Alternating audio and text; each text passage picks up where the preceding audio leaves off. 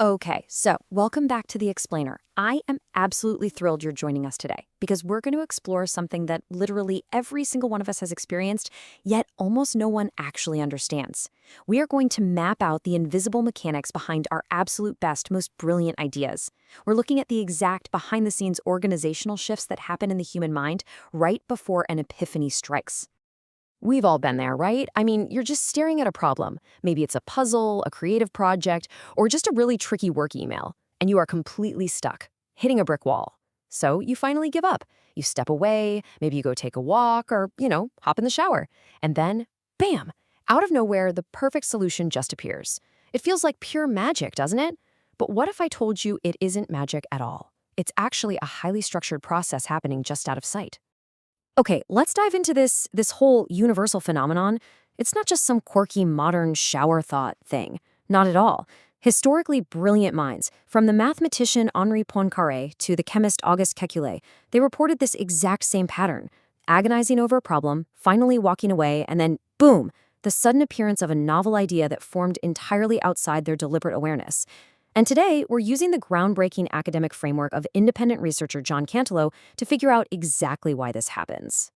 So here is our ultimate roadmap for today. We're going to start with the puzzle of inspiration, then we'll move into loosening the mind's constraints, see how ideas converge in the dark, explore that sudden aha moment, and finally, take a look at the brain's creative networks. Starting off with Section 1, the puzzle of inspiration. And this brilliantly illustrates the big secret we're uncovering today. Inspiration isn't some random lightning straight from the universe. It's actually a structured organizational transition that happens deep within our consciousness. This pathway from Cantello's research is going to be our map for the backstage of the human mind today.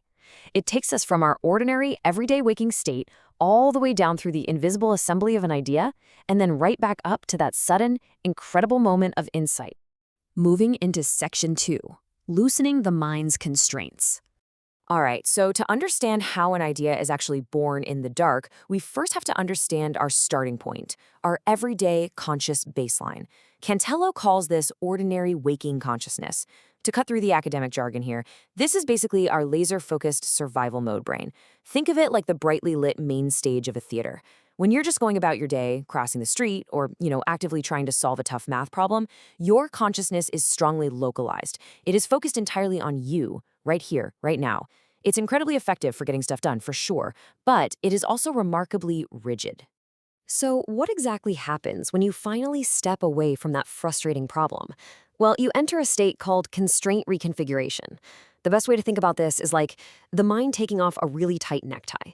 The rigid constraints of that laser-focused survival mode, they just start to relax. Now, your brain doesn't just shut down its executive functions or totally turn off. I mean, you can still walk down the street or wash your hair, right? But the overall organizational flexibility of your mind suddenly gets a massive upgrade. Now, what's really interesting about this is the stark contrast. On one side, we've got that strong experiential localization. That's the brightly lit main stage where all your deliberate thought happens. But when those constraints loosen up, we unlock access to the other side, weakly localized experiential organization. The main spotlight dims, and we suddenly gain access to the vast, dimly lit backstage of the theater. This is where all the actors and the props are just waiting. Section 3, Ideas Converging in the Dark.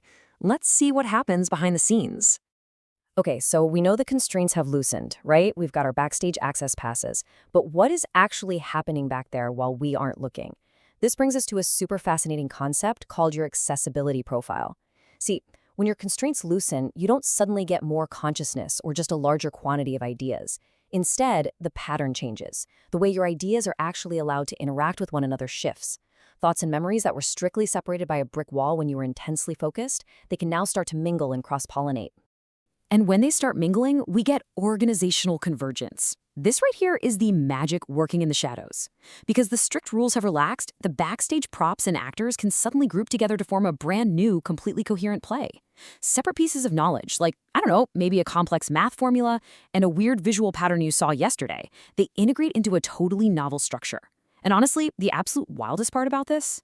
The entire assembly is happening without you deliberately realizing it, at all. Let's move along and see how this all builds together into a complete pathway. Number 1, your mind's constraints reconfigure. Number 2, your accessibility profile changes, which lets new concepts mingle. Number 3, those organizations converge into a brand new idea in the dark. And finally, number 4, something has to select that idea and push it into the light. Which brings us to section 4, the sudden aha moment. So your brain has secretly built this brilliant solution in the dark. How does it hit you like a lightning bolt? Well, Cantelo defines this striking transition as phenomenological salience. Going back to our theater metaphor, if your ordinary waking consciousness is the main stage, and this amazing new idea was built backstage, phenomenological salience is the ultimate spotlight operator. It evaluates that completed idea hidden in the dark, recognizes its sheer brilliance and coherence, grabs it, and violently thrusts it onto the main stage of your waking mind. Ta-da! You've got your eureka moment. To really wrap our heads around this, Cantelo uses a totally brilliant metaphor: biological metamorphosis. Think about a caterpillar turning into a butterfly. From the outside, looking in, it looks like a sudden, completely discontinuous transformation. Just poof, butterfly. But inside the chrysalis, there was a continuous, highly structured biological reorganization happening the whole time. Your aha moment is the exact same thing. It feels totally sudden and out of nowhere, but it actually relied on continuous background organization that was happening the entire time you were looking the other way. Moving to our final section, Section 5, the brain's creative networks. Let's pivot just for a second to look at the biology mirroring this whole experience. Contemporary neuroscience identifies 3 large-scale networks in the brain. We've got the executive control network for focus, the default mode network for daydreaming and internal thought, and the salience network, which kind of switches between them. We actually used to think these networks fought against each other, like a tug of war, but modern research shows that during creative insight, these 3 networks dynamically cooperate. They interact in really complex ways to assemble your most brilliant ideas. So the crucial point here is the distinction between hardware and software. The neuroscience, the brain networks, the neurons, where the actual blood flows, that is your biological hardware. But Canteleo's theory, this pathway of inspiration we've been exploring, it maps the software of our conscious experience. It explains exactly how the experience itself is structured, shifting from intensely focused to loose and relaxed to that sudden, brilliant flash of insight. Looking back at the complete pathway here, the entire journey just makes so much sense. Inspiration is absolutely not magic. It isn't random. It is a highly structured organizational shift. You start off highly focused, you hit a wall, you step away, and you loosen those constraints. Your ideas gain a brand new accessibility profile, allowing them to converge backstage. And finally, the spotlight of salience thrusts that completed, perfect thought right onto the main stage of your mind. Which leaves us with this final, truly fascinating question to ponder. As you sit here right now watching this explainer, focusing your ordinary waking consciousness on my words, what incredible, brilliant solutions is your own mind quietly building in the dark, backstage, just waiting for the perfect moment to turn on the spotlight? Thank you guys so much for joining me to decode the architecture of human inspiration.